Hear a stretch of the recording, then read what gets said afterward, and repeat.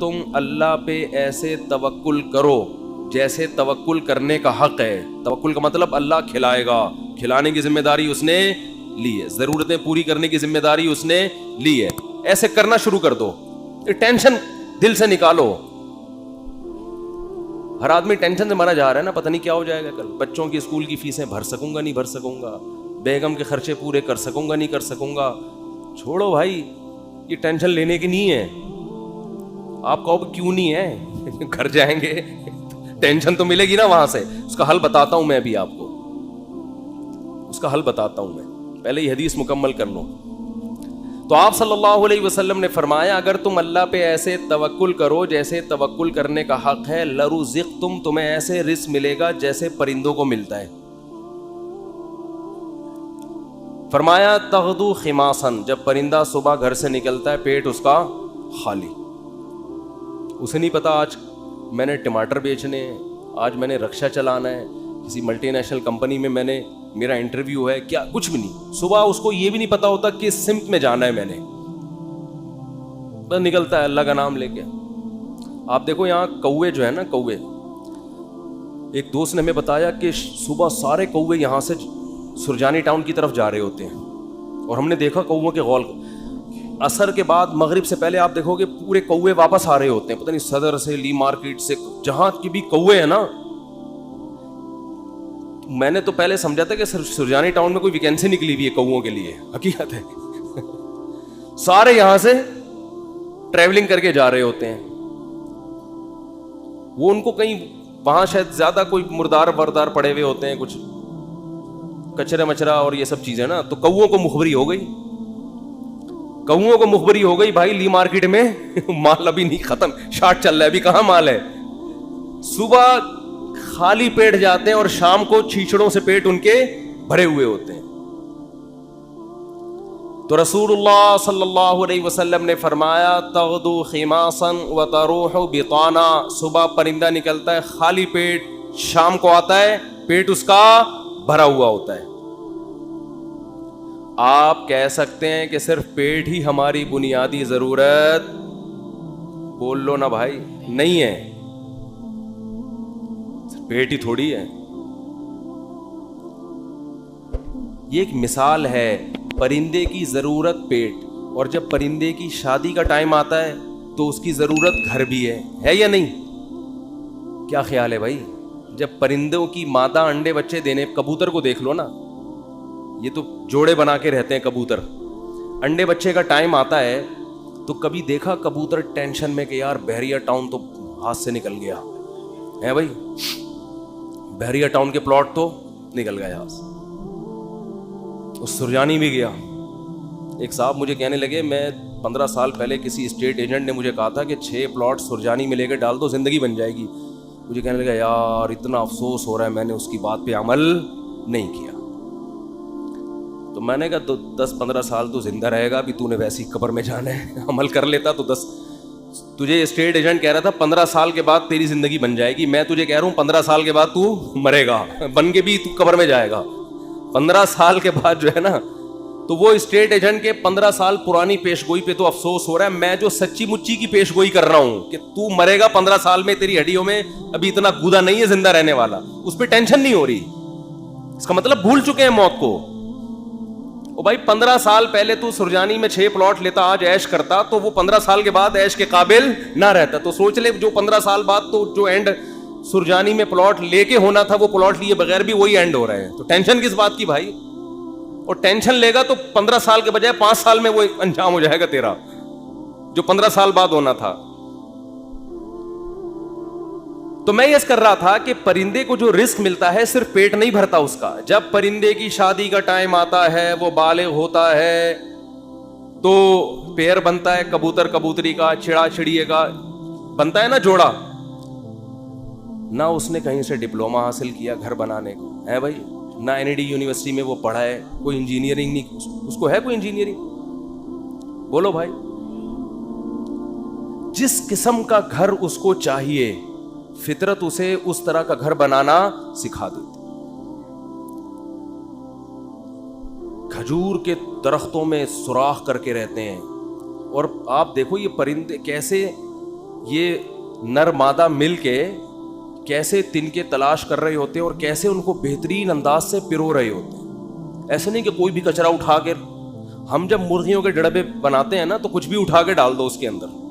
پرندہ ایسا نہیں کرتا, بڑی تمیز سے, بڑے خوبصورت انداز سے وہ گھونسلہ بناتا ہے, خوبصورت انداز سے, ایسا کہ وہ سردی گرمی سے بھی محفوظ رہے, دشمنوں کے شر سے بھی محفوظ رہے. بہت خوبصورت انداز سے وہ گھونسلے بناتے ہیں. تو آپ بتاؤ, انسان جو اشرف المخلوقات ہے, جس کے لیے اس کائنات کو بنایا گیا, اللہ اس کی گھر کی ضرورت پوری نہیں کرے گا؟ ہے بھائی, اصل میں آپ نے جس گھر کو ضروری سمجھا ہے وہ اللہ کی نظر میں وہ عیاشی ہے, وہ ضرورت نہیں ہے. وہ آپ کی بہت اوپر کا سوچ رہے ہیں آپ. لوگ کرائے کے گھروں پہ افسوس کرتے ہیں نا, اپنا گھر نہیں بنا سکے. بھائی گھر کی ڈیفینیشن یہ ہے کہ جیسے پرندہ جو گھر بناتے ہیں قیامت تک کے لیے نہیں بناتا, اسے فی الحال اپنی فیملی کو پالنے کے لیے ایک عدد ایسے گھر کی ضرورت ہوتی ہے جہاں بلی سے حفاظت ہو, جہاں سردی اور گرمی سے حفاظت ہو. اللہ کہتے ہیں تیری یہ بنیادی ضرورت ہے, چونکہ تو نسل بڑھا رہا ہے فطرت کی تکمیل کے لیے, تو اس گھر کی ضرورت پوری کرنا یہ کس کے ذمے ہے؟ یہ فطرت کے ذمے, جس کو جو خدا ہے, اصل میں خدا کے ذمے ہے. پرندہ نسل بڑھاتا ہے اس کائنات کی رنگینیوں کو برقرار رکھنے کے لیے, اپنے لیے نہیں. تو اب آپ بتاؤ, جب آپ کی نسل پیدا ہوگی جو مقصود کائنات ہو, تو گھر کی بنیادی ضرورت خدا نے اپنے ذمے لی ہے کہ نہیں لی ہے؟ وہ پرندوں کی ضرورتیں پوری کر رہا ہے اور انسان کو ٹینشن میں ڈال دے, تو یہ آپ کی بنائی ہوئی ٹینشن ہے, یہ خدا کی دی ہوئی ٹینشن نہیں ہے. یہ اللہ کی طرف سے عطا کردہ ٹینشن نہیں ہے, یہ آپ کی ٹینشن ہے جو آپ نے اپنے اوپر مسلط کر لی. پرندہ جو گھر بناتا ہے وہ بھی کرائے کا گھر ہوتا ہے, اس کا ذاتی نہیں. کرائے کا مطلب نکلنا ہے اس نے یہاں سے, ہمیشہ کے لیے تھوڑی ایک ہی جگہ گھونسلہ. پھر جب اس کے انڈوں سے بچے نکلتے ہیں, ایک تو 12 گھنٹے کی ڈیوٹی ہوتی ہے کبوتر اور کبوتری کی. 12 گھنٹے کبوتر, یہ شکر کرو اللہ نے مردوں میں ایسا نظام نہیں رکھا, یہ اللہ کا بڑا فضل ہو گیا. ہمارے یہاں خواتین ہی پالتی ہیں, مرد کا کام ہے شیلٹر دینا, تحفظ دینا, خرچہ اٹھانا. 12 گھنٹے کبوتر بیٹھے گا اور 12 گھنٹے کبوتری. اب کمانے کا ٹائم کم ہو گیا, کیا خیال ہے؟ پہلے 12 گھنٹے دن میں کمانے میں لگ رہے تھے ان کے, اور رات میں آرام میں. ایسا ہی ہے نا. اب ذمہ داری بڑھ گئی, کمانے کے لیے ٹائم کم ہو گیا. ذمہ داری کیا بڑھ رہی ہے؟ اب اپنا بھی کمانا ہے اور اپنے بچوں کے لیے بھی دانا لے کر آنا ہے. ٹائم کم ہے کمانے کے لیے اور کھانے والے زیادہ. کہ نہ آج تک دیکھا کہ بھوک سے مرے ہوں پرندوں کے بچے. کہیں قحط پڑا ہوا ہو تو ایک الگ بات ہے. کبوتر کبوتری جاتے ہیں, باریاں سیٹ کرتے ہیں, 12 گھنٹے یہ 12 گھنٹے وہ, پھر جب چوزے نکل جاتے ہیں اس سے بچے نکل جاتے ہیں, وہ بھی کما کے خود بھی اپنا پیٹ بھی بھر رہا ہے اور اپنے بچوں کا پیٹ بھی بھر رہا ہوتا ہے. وجہ کیا ہے؟ پرندہ ٹینشن نہیں لیتا. اگر ٹینشن لینا شروع کر دیں نا کہ یہاں پلاٹ کیوں نہیں بنا, یہاں گھر کیوں نہیں بنا, تو پرندہ بچے پیدا کرنا ہی چھوڑ دے. جیسے کہ آج گوروں نے چھوڑ دی ہیں, انگریزوں نے چھوڑ دیا نا. کتے پال رہے ہیں, وہ کتے کیوں پالتے ہیں؟ وہ بہت سے انگریز ہم لوگوں پر اعتراض کرتے ہیں کہ کتا اتنا وفادار جانور, تم اس سے دل کیوں نہیں بہلاتے؟ ہم کہتے ہیں انسان سے زیادہ وفادار نہیں ہے. کتے وہ پالے جس کے پاس پالنے کے لیے بچے نہ ہوں, انسان نہ ہو, وہ پالے. اور کتوں سے صرف دل ہی بہلا سکتے ہو. کتا کما کے نہیں دے گا آپ کو, اولاد آپ کو کما کے دے گی. اولاد اپنے اختیار سے محبت کرے گی. کتا جو آپ سے محبت کر رہا ہے اپنے اختیار سے نہیں, قدرت نے, فطرت نے اس میں وفا اور محبت کے سافٹ ویئر انسٹال کیے ہوئے ہیں. وہ اپنی مرضی سے یہ کام نہیں کر رہا, اس لیے آپ کو خوشی بھی نہیں ہوتی. اولاد تو اپنے اختیار سے آپ کی خدمت کرتی ہے. بیٹا ہوگا تو بہویں بھی ہوں گی, داماد بھی ہوں گے, بیٹی ہوگی تو پوتے بھی ہوں گے, نواسے بھی ہوں گے. کتا ہوگا تو یہ سب چیزیں, بولو. تبھی تو انگریزوں کا سارا سیٹ اپ ختم. آپ کسی گورے سے ملے نا, یہ کون ہے, یہ گورا تعارف کرو، یہ میرا فرینڈ ہے، یہ میری گرل فرینڈ ہے، بس سارا سیٹ اپ ختم. کبھی دیکھا گورا تعارف کروا رہا ہو آپ امریکہ کسی گورے کے گھر جائیں، یہ میری خالہ ہیں، یہ میری پھپھو ہیں، یہ میری ممانی ہیں، یہ میری چاچی ہیں، میری بھتیجی ہے، یہ میرا بھانجا ہے، یہ میرے بردر ان لا ہیں، یہ میرے مدر ان لا ہیں، اور یہ میری نانی ساس اور دادی. ہمارے یہاں تو اتنے پوری ایک چین چلتی ہے. انگریزوں کے یہاں یہ تکلف نہیں، میں ہوں یہ پتہ نہیں کون ہے، اتفاق سے کل اس سے ملاقات ہو گئی تھی، دوستی ہو، اس سے زیادہ رشتے نہیں. ایک عدد اماں ہوتی ہیں، وہ بھی اولڈ ہاؤس میں. وہ بھی کہاں ہیں؟ اولڈ ہاؤس میں. تو وہ کتے اس لیے پالتے ہیں، اس لیے نہیں پالتے کہ وہ کتوں کی وفا سے ان کو بڑا اچھا لگتا ہے، اتنے وفادار ہیں. کتوں سے ہی سبق سیکھ لینا چاہیے انگریزوں کو کہ کتے تمہارے ساتھ وفا کر رہے ہیں، تم اپنے باپ کے ساتھ وفا نہیں کر رہے. سمجھ رہے ہو نا؟ یہ تمہارے ساتھ وفا کر رہا ہے اور تم اپنے باپ کو اولڈ ہاؤس میں جمع کرا رہے ہو. کتا نہیں جمع کرائے گا بڑھاپے میں تمہیں، وہ کہے گا جیسا بھی ہے برداشت کروں گا. غیر مسلموں کی جو خوبیاں ہیں نا، وہ اول نظر میں، پہلی نظر میں آپ کو، بعدین نظر میں بہت زبردست لگیں گی. جب آپ ان کی گہرائی میں جاؤ گے تو آپ کو لگے گا ان تلوں میں تیل نہیں ہے. یہ صرف اوپر کے اخلاق ہیں. میں اکثر ایک بات کہتا ہوں نا کہ لوگ اکثر ہمیں کہہ رہے ہوتے ہیں کہ انگریزوں کے اخلاق بہت اچھے، تھینک یو، بات شروع کرنے سے پہلے 3 دفعہ تھینک یو. جیسے ہمارے کوئی وظیفہ جب بتایا جاتا ہے نا تو شروع میں اول آخر 11 دفعہ درود شریف پڑھیں. تو انگریز بھی جب کوئی بات کرے گا تھینک یو سے شروع کر کے تھینک یو پہ ختم. اور ہمارے ہاں گالیوں سے شروع کر کے درمیان میں بھی گالی اور آخر میں بھی گالی. اتنا وہ تھینک یو نہیں کہتا جتنی ہمارے ہاں گالیاں ہیں. لوگ مجھے کہتے ہیں مفتی صاحب آپ پھر بھی کہتے ہو مسلمان اچھے ہیں، اتنی گالیاں دے رہے ہیں صبح شام، پھر بھی اچھے ہیں. اور انگریز ہر بات میں مسکراتا ہے تھینک یو، پھر بھی. میں کہتا ہوں بھائی وہ تھینک یو پہ پیسے خرچ نہیں ہو رہے. ہم جب گھر میں جاتے ہیں تو ہم سے جو گھر والوں کے بیگموں کے مطالبے ہوتے ہیں نا، گورا یہ مطالبے افورڈ بولو نہیں کر سکتا. ہم گھر والوں کو گھر مہیا کرنا کس کی ذمہ داری ہے؟ یہ جو بحریہ ٹاؤن کے پلاٹ کے لیے مچل رہا ہوتا ہے تو بیگم کی وجہ سے ٹینشن میں ہوتا ہے. بیوی نہ ہو تو روڈ پہ بھی زندگی گزر جاتی ہے. گھر کروڑوں روپے کا گھر لے کے دے گا، بچوں کے لیے پراپرٹی خرید رہا ہوگا، میں مر گیا تو بچوں کا کیا ہوگا. انگریز کرتا ہی ہے کہ میں مر گیا تو بچوں کا کیا ہوگا. گورنمنٹ پالے گی، میں تھوڑی پالوں گا. ہمیں پتا ہے کہ بھائی ہم نے انتظام کر کے جانا ہے ان کے لیے. پھر محلے کے خراب لڑکوں کے ساتھ تو نہیں بیٹھ رہا، صبح شام یہ ٹینشن. دعائیں کرا رہے ہوتے ہیں مولوی صاحب کے پاس، مولوی صاحب دعا کرو میرا بچہ آج کل چرسیوں میں اٹھ رہا بیٹھ رہا ہے، دعا کرو کچھ انسان کا بچہ بن جائے. گورے کو یہ ٹینشن ہوتی ہے. کبھی دیکھا گورا پادری کے پاس گیا ہو کہ میرا بچہ جو ہے وہ چرسیوں میں آج کل بیٹھ رہا ہے؟ پادری کہے میں تو خود پیتا ہوں. پادری کہے گا میں تو خود پیتا ہوں، پی لیا تو کیا ہو گیا، کیا کر لے گا. وہ تو ٹینشن فری لوگ ہیں بھائی، ریلیشن ہی نہیں ہے ان کا. پھر بیگم کے بھائی گھر میں آ رہے ہیں تو اس کو پوچھا کیوں نہیں. ایک صاحب نے بتایا میرا اتنا بھٹا ہو گیا گھر میں، ایک دن میرا سالہ آ گیا، میں کہیں دماغ میرا حاضر نہیں تھا، میں نے اس کو چائے کا پوچھنا بھول گیا. میں کہہ رہا ہے جو میری بیگم نے ہنگامہ کیا ہے کہ میرے بھائیوں کو پوچھتے نہیں ہو اتنی. اور یہ عورت کے لیے ٹینشنیں اٹھا رہا ہے مرد. کس کے لیے؟ عورت کے لیے. گرل فرینڈ نہیں رکھی ہوئی اس نے، پوری زندگی کی ٹینشن. اس کے باپ کو بھی باپ بنا لیا، اس کی ماں کو کیا بنا لیا. اپنے ابا بھی تھے، اپنی انگریز اپنے ابا اماں کو اولڈ ہاؤس میں جمع کر رہا ہے. ہمارے سچی مچی کے ابا اماں پہلے سے تھے، ہم نے جناب ایک مدر ان لا اور فادر ان لا کو بھی لے لیا ہم نے. وہ کہہ رہے ہیں ہم ایک باپ سے تنگ ہیں، تم 2 باپ پال رہے ہو یار. اور میرے فلسفے پر عمل کرے تو 5 باپ. اگر میرے فلسفے پر آ جائے 5 عدد مائیں اور 5 عدد باپ، اور ہول سیل کے حساب سے سالے. سالوں کی تو کوئی انتہائی نہیں ہے نا.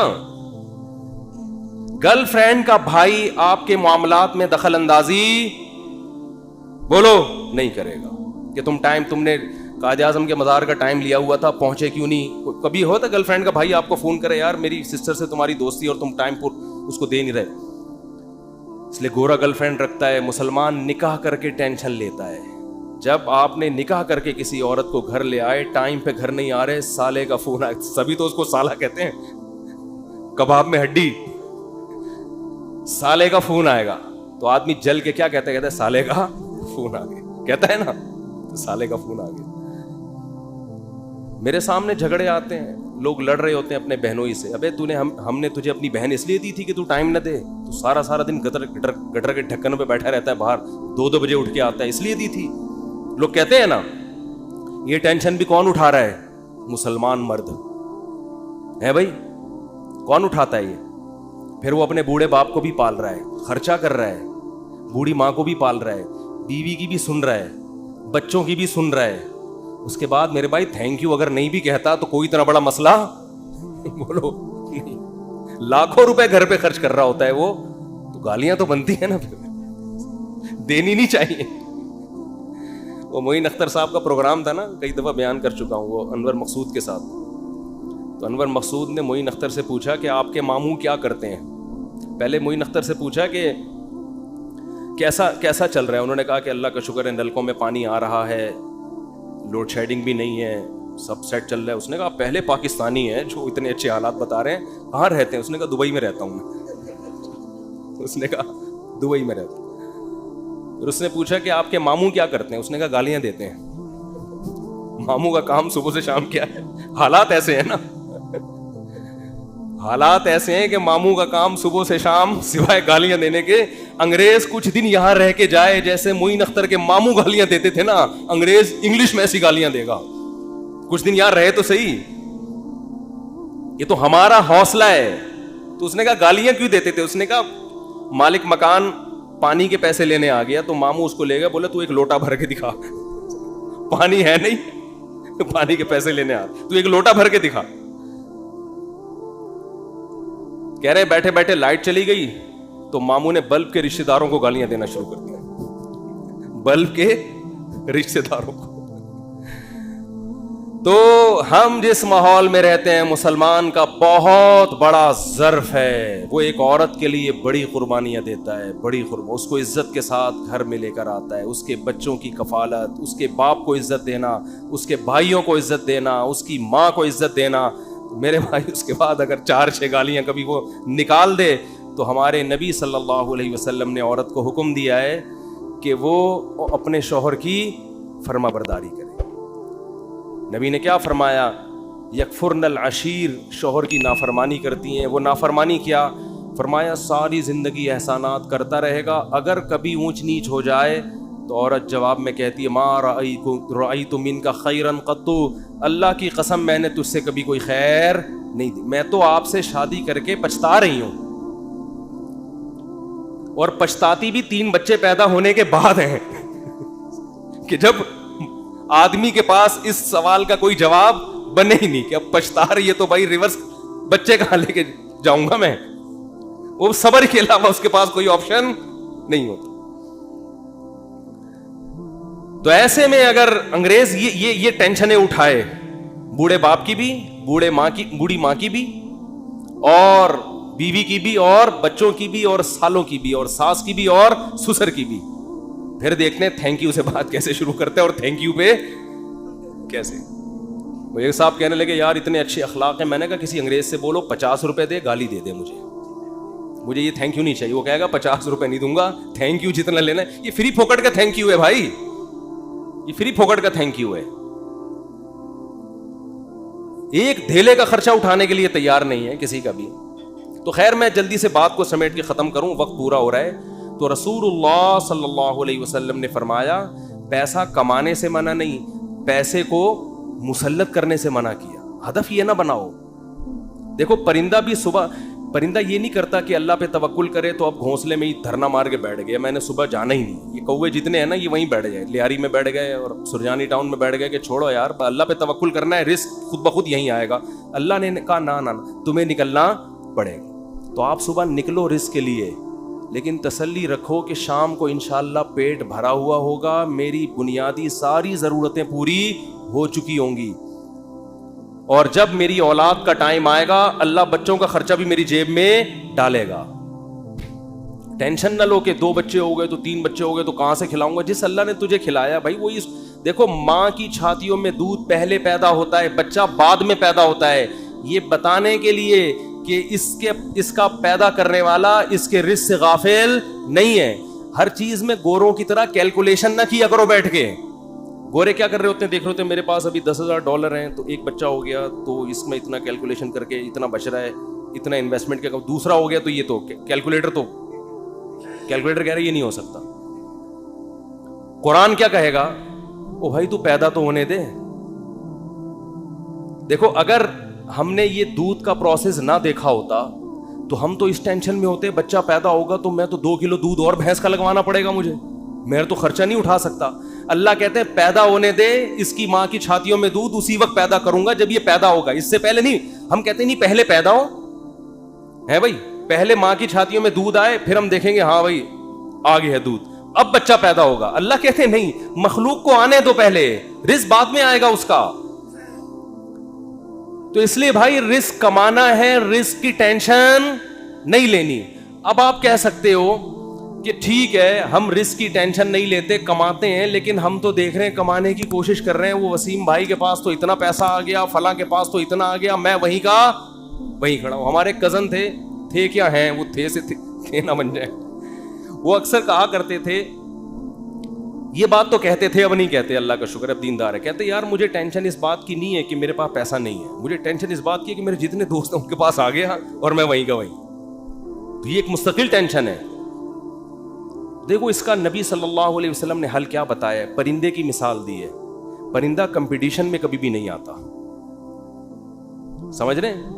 پرندہ یہ نہیں کرتا کہ وہ والے چڑیا نے وہاں جگہ اس لوکیشن پہ گھونسلہ بنایا بحریہ ٹاؤن کے قریب اور میں لیاری ندی کے اوپر گھونسلہ, نہ. پرندہ کہتے ہیں میرے لیے, میرے بچوں کی حفاظت کے لیے مجھے گھونسلہ چاہیے, لوکیشن کو وہ زیادہ اہمیت نہیں دیتا.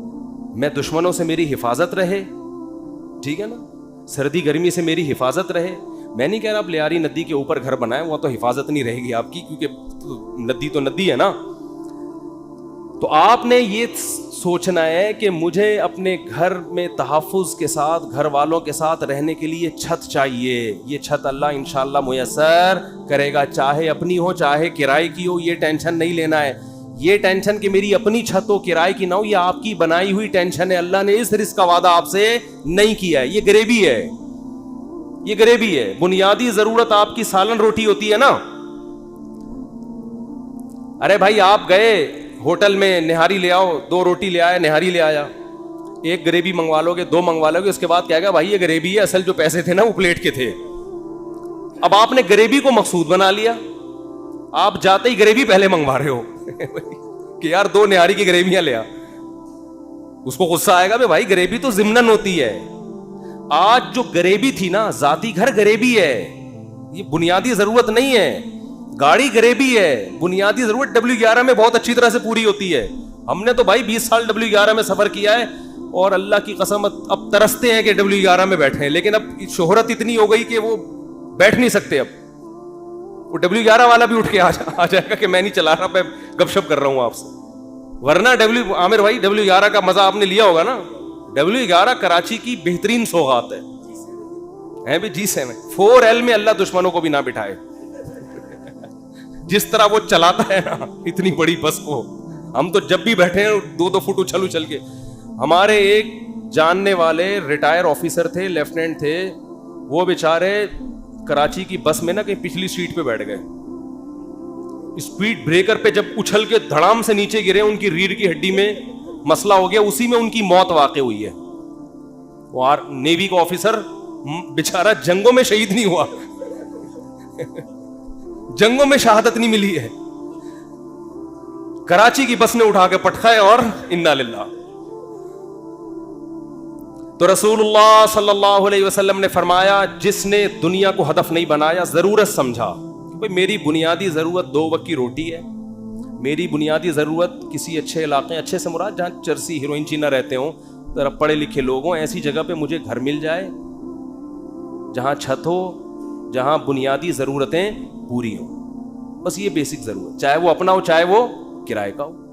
اور نبی نے فرمایا کہ جس شخص کو 2 وقت کی روٹی مل گئی, پیٹ بھر کے, سر چھپانے کی جگہ مل گئی, اور جسم کسی بڑی بیماری سے محفوظ تھا اس کا.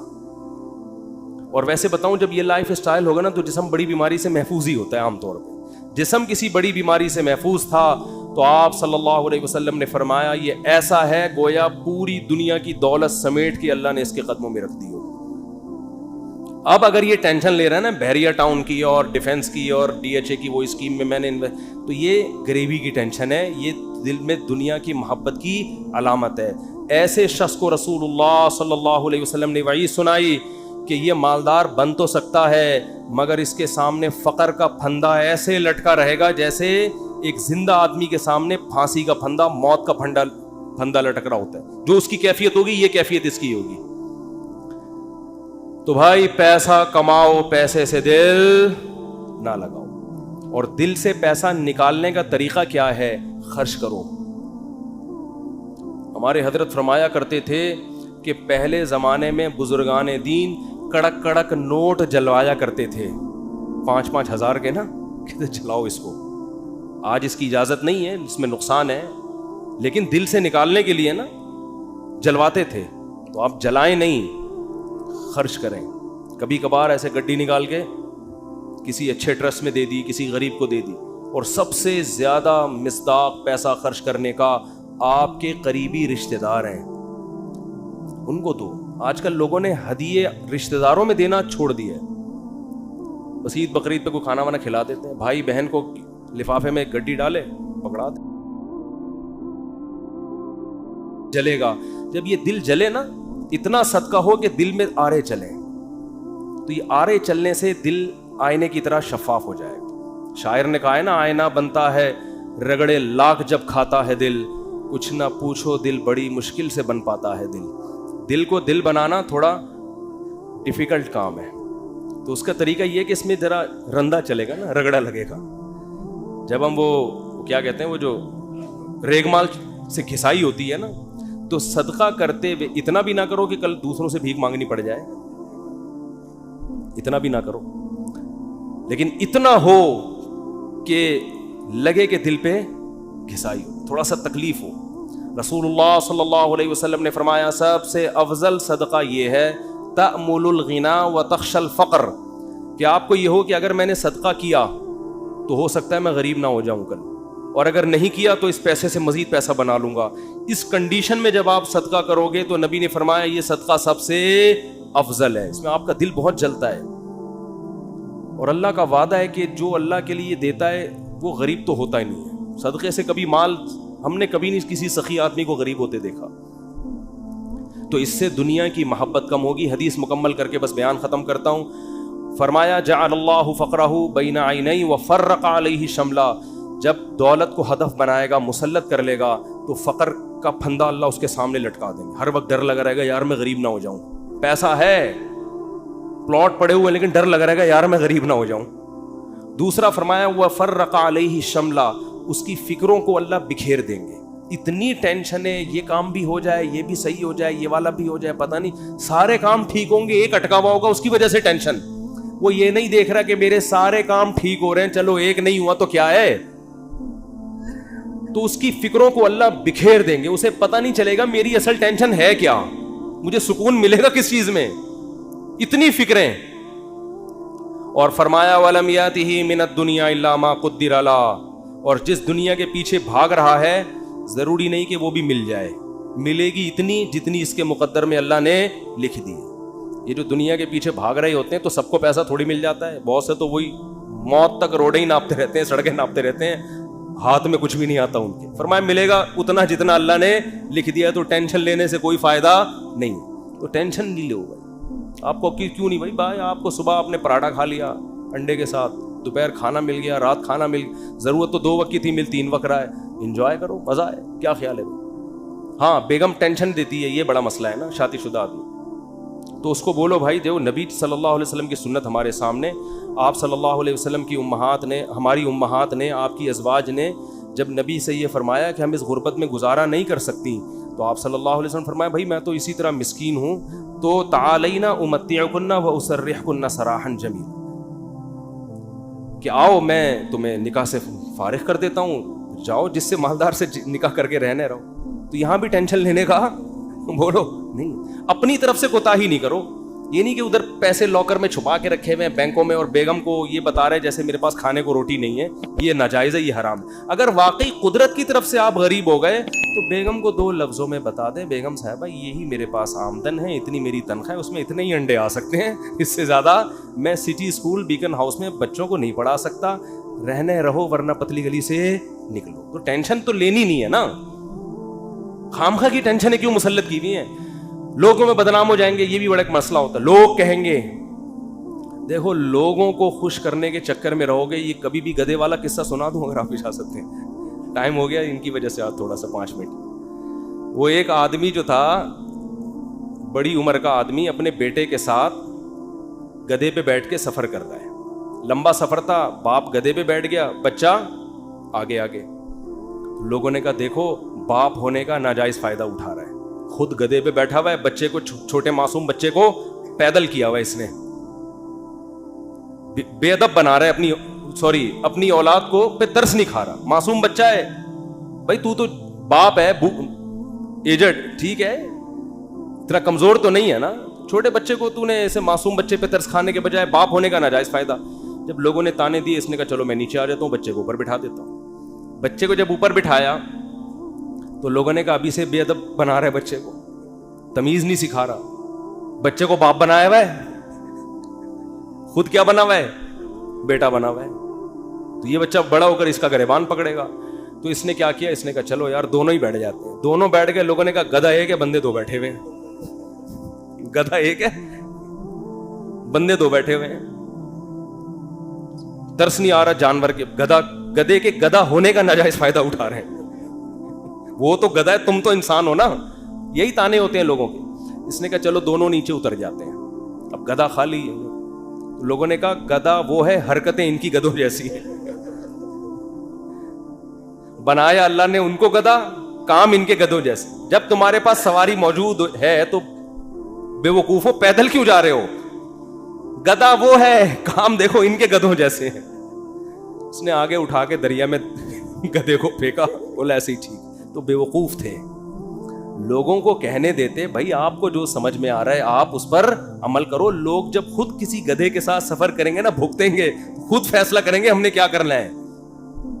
تو اس لیے لوگوں کی ٹینشن مت لیا کرو. یہ اس کا کوئی خدا کی, لوگ برائی پہ خوش ہوتے ہیں, لوگ برے کاموں پہ خوش ہوتے ہیں, اچھے کاموں پہ لوگ خوش نہیں ہوتے. آپ نے جو کھوپڑی میں آ رہا ہے وہ کرو. جو چیز آپ کی استطاعت میں نہیں ہے اس پہ ٹینشن کس بات کی لے بھائی آدمی. دیکھو جیل میں کوئی قیدی ہو اور رہائی کا انتظام ختم ہو جائے تو ہم کیا کہیں گے اس کے, بھائی تو صبر کر, بس یہی زندگی گزار, ہنسی خوشی اسی میں خوش رہنے کی کوشش. ایک صاحب نے مجھے بتایا کہ ان کو 4 مہینے کی جیل ہو گئی, اور وہ جیل بھی غلط کیس میں اندر. باہر نکلے تو بڑے فٹ فاٹ. میں نے کہا, میں ان سے ملا تو میں نے کہا جیل میں جا کے تو لوگوں کی حالت ایسی ہوتی ہے, اور غلط کیس, مجرم بھی نہیں تھے. کہتے ہیں میں جب جیل میں گیا تو مجھے نہیں پتا تھا کب نکلنا ہے میں نے یہاں سے. تو کہہ رہے میں نے کہا اب اسی کو انجوائے کرو, کانفیڈنس دیکھیں. اب کیا کرو جب ایک چیز اپنے اختیار میں ہی نہیں ہے. تو کہہ رہے میں وہاں ڈپس لگاتا تھا تاکہ تھکاوٹ ہو اور نیند آئے مجھے. اور اچھا وہ ڈولے شولے بھی نا کافی بن چکے تھے ان کے بڑے. میں نے کہا کیا کر رہے؟ کہہ رہے بھائی ہم ڈپس لگاتے تھے, اٹھک بیٹھک 400 بیٹھیں اوپر نیچے, اور اس طرح میں سارا دن. اور کہہ رہے جن لوگوں نے یہ کام نہیں کیا وہ دیواروں سے سر مار مار کے پاگل ہو گئے وہ. تو جو چیز اپنے اختیار میں نہیں ہوتی اس کی انسان ٹینشن نہیں لیتا. بھائی اختیار, غربت, آپ کمانے کی کوشش کر لی پھر بھی نہیں آ رہے ہیں تو پھر بھی کوئی سسرال والے, اور سسر اگر تنگ کرے نا, سسر بولیں گے ہمارے بچے کو سٹی اسکول میں کیوں ایڈمیشن نہیں دلا رہے, ہمارا یہ بھی ہماری بھی تو اولاد ہے نا. ایک صاحب نے مجھے کہا کہ بھائی میرے پاس پیسے ہی نہیں بچتے, انڈے کے پیسے نہیں ہیں میرے پاس, میں بچے کو بیکن ہاؤس میں سٹی اسکول میں کیسے پڑھاؤں. تو میں نے کہا نہیں پڑھاؤ یار, جتنی استطاعت ہے اس حساب سے پڑھا لو. کہہ رہے سسرال والے تنگ کر رہے ہیں, ساس کا فون آتا ہے کہ کیا کر رہے ہو. تو میں نے کہا ساس کو بول دو کہ میری اولاد ہے بھائی, میں زیادہ اچھا فیصلہ کر سکتا ہوں. کہہ رہے میں نے جب اپنی ساس کو اور سسر کو یہ کہا کہ میرے بچے ہیں, مجھے زیادہ فکر ہے, تو انہوں نے کیا ہمارے بچے نہیں ہیں یہ, یعنی ہماری بھی تو بیٹی کی اولاد ہے, کیا ہمارے بچے نہیں ہیں. تو وہ داماد مجھے فون کر کے کہہ رہے ہیں کہ میری ساس سسر نے کہا کہ کیا یہ ہمارے بچے نہیں ہیں. تو حضرت اس بات کے آگے میں کیا ہو گیا, خاموش. میں نے کہا یہیں سے تو بات شروع ہوئی تھی, یہیں سے تو بات شروع ہوئی تھی. ان سے کہتے یقیناً آپ کے بچے ہیں، لہذا آدھی فیس آپ اور آدھی ہم دیں گے. زبردست کام ہو گیا، ہٹو بچوں ہو گیا. میں نے کہا انہوں نے تو خود جواب دے دیا، فری پھوکٹ کے بچے تو سارے محلے کے اپنے بچے بنا لو. میں نے کہا ان سے بولو سٹی اسکول کی آدھی فیس آپ دیں گے کیونکہ آپ کے بچے بھی ہیں، ورنہ صرف مشورے کی حد تک نہیں ہوتا یہ. تو میں نے کہا بھائی ٹینشن نہیں لے، جتنی تیرے اندر گنجائش ہے ٹھیک ہے، نہیں ہے تو نہیں ہے.